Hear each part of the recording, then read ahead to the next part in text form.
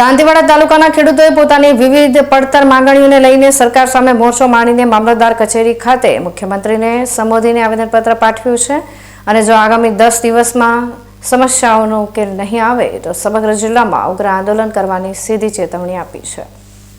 બનાસકાંઠા જિલ્લાના દાંતીવાડા તાલુકામાં આજે ખેડૂતોનો રોષ ચરમસીમાએ જોવા મળ્યો હતો, જ્યાં ભારતીય કિસાન સંઘના નેતૃત્વ હેઠળ મોટી સંખ્યામાં ખેડૂતો મામલતદાર કચેરીએ એકઠા થયા હતા।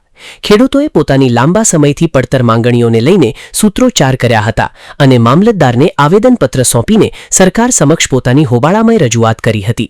ખેડૂતોની મુખ્ય માંગણીઓમાં રોડ નિર્માણને લઈને મોટો વિરોધ સામે આવ્યો છે, જેમાં નવા રોડનું નિર્માણ જૂની કપાત થયેલી જમીન પર જ કરવાની માંગ કરવામાં આવી છે। આ ઉપરાંત કોઈપણ નવી જમીન કપાત કર્યા વગર જ રોડ બનાવવામાં આવે તેવી સ્પષ્ટ રજૂઆત ખેડૂતોએ કરી છે। જો કદાચ નવી જમીન સંપાદન કરવી જ પડે તો ખેડૂતોને હાલના ભાવ મુજબ ડબલ વળતર ચૂકવવામાં આવે અને જમીનનું તાત્કાલિક ધોરણે રીસર્વે કરવામાં આવે તેવી માંગ પણ આવેદનપત્રમાં મૂકવામાં આવી છે। હાલમાં ખેડૂતો બટાકાના પાકમાં ભયંકર મંદીનો સામનો કરી રહ્યા છે, જેને ધ્યાનમાં રાખીને ખેડૂતોને આર્થિક ટેકો આપવા માટે પ્રતિ કટા સબસિડી જાહેર કરવાની પણ પૂરજોશમાં માંગ ઉઠી છે। આટલું જ નહીં, પરંતુ ટોલનાકા પર ખેડૂતોના વાહનોને સંપૂર્ણ મુક્તિ આપવામાં આવે અને ટ્રેક્ટર જેવા ખેતી વિષયક સાધનોને આધુનિક વાહનનો દરજ્જો આપવાની રજૂઆત કરાઈ છે। ખેતીમાં પાણીની બચત અને આધુનિક પદ્ધતિને પ્રોત્સાહન આપવા માટે ટપક સિંચાઈ યોજનામાં સબસિડી વધારીને 90% સુધી કરવાની પણ ભારપૂર્વક માંગણી કરાઈ છે। દાંતીવાડા વિસ્તારમાં સિંચાઈના પાણીની વિકટ સમસ્યાને પહોંચી વળવા માટે દાંતીવાડા ડેમથી સીપુ ડેમ સુધી લિંક કેનાલ બનાવવાની મહત્વની માંગ ખેડૂતો દ્વારા મૂકવામાં આવી છે। આ વિરોધ પ્રદર્શન દરમિયાન ભારતીય કિસાન સંઘના આગેવાનો અને કિસાન મોરચાના સભ્યો સહિત સમગ્ર તાલુકામાંથી વિશાળ સંખ્યામાં ખેડૂતો મામલતદાર કચેરી પરિસરમાં હાજર રહ્યા હતા। ખેડૂતોએ સરકારને સ્પષ્ટ અલ્ટિમેટમ આપતા જણાવ્યું છે કે જો તેમની આ તમામ માંગણીઓનો આગામી 10 દિવસમાં યોગ્ય ઉકેલ લાવવામાં નહીં આવે તો સમગ્ર બનાસકાંઠા જિલ્લાના ખેડૂતો એકઠા થઈને ગાંધી ચિંધ્યા માર્ગે ઉગ્ર આંદોલન શરૂ કરશે। આ રજૂઆતથી સ્થાનિક તંત્રમાં દોડધામ મચી ગઈ છે અને ખેડૂતોના રોષને જોતા આગામી દિવસોમાં આ મુદ્દો વધુ ઘેરો બને તેવા પૂરેપૂરા એંધાણ વર્તાઈ રહ્યા છે।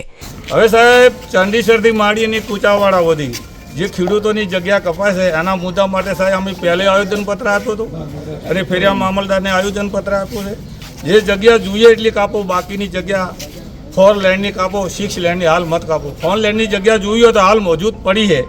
એના માટે અમે સરકારને વિનંતી કરે કે સાહેબ ખેડૂતોની જેટલી જગ્યા જોઈએ એટલી લો, બાકીની જગ્યા મત કાપો। 15 વર્ષ જેડે કાપશો તો ખેડૂતો માટે લાભ થાય। એના માટે અમારું ખોટું આંદોલન છે કે સાહેબ જેટલી જોઈએ એટલી જગ્યા લો। બીજા નંબરમાં જંત્રી, જે જંત્રીના ભાવ છે સાહેબ, જો ખેડૂતી આવ્યો માટે જોવા જોઈએ તો જંત્રીના ભાવ ઓછાથી, સિટીની બાજુ જોઈએ તો ભાવ વધારેથી। એના માટે જંત્રીના ભાવ 4 ગણા મળે એવી અમારી ખેડૂતોની માંગ છે, બજાર ભાવ। બીજા નંબરમાં સાહેબ, જો જ્યારે ટાવરોની લાઈનો હેડે છે ખેડૂતોના ખેતરમાં, આજ સુધી ખેડૂતોને કંઈ મળ્યું નથી। એના માટે અમારું આંદોલન છે। ચોથા નંબરની વાત છે કે અમારી રેસ સર્વિસ હજી પૂરે કામકાજ થયું નથી। અને 5મા નંબરનું સાહેબ ભાવ અમારો જે ખેડૂતોને બટાકા કોલેસ્ટરમાં પડ્યા છે, આજ સુધી સાહેબ પહેલાં ખેડૂતોના ભાવ નીચા હતા, હાલ પણ તળિયે છે, એટલે ખેડૂતોને કોઈ પોષણ થાય નથી। એના માટે અમે સરકારને વિનંતી કરે છે કે સાહેબ થોડી સબજોડી આમાં ખેડૂતોને સહાય માટે આપો, એ અમારી માંગ છે। અને ટોલીનું પાર્સિંગ સાહેબ રદ થાય, એ ટોલીનું પાર્સિંગ રદ થાય। જો આ નહીં થાય તો એના માટે અમે આગળ આંદોલન કરીશું અને ગાંધીનગર સુધી અમે આંદોલન કરીશું।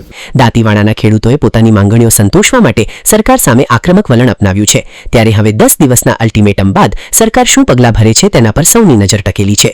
દેવ કાલેટ, BK ન્યૂઝ ચેનલ, દાંતીવાડા।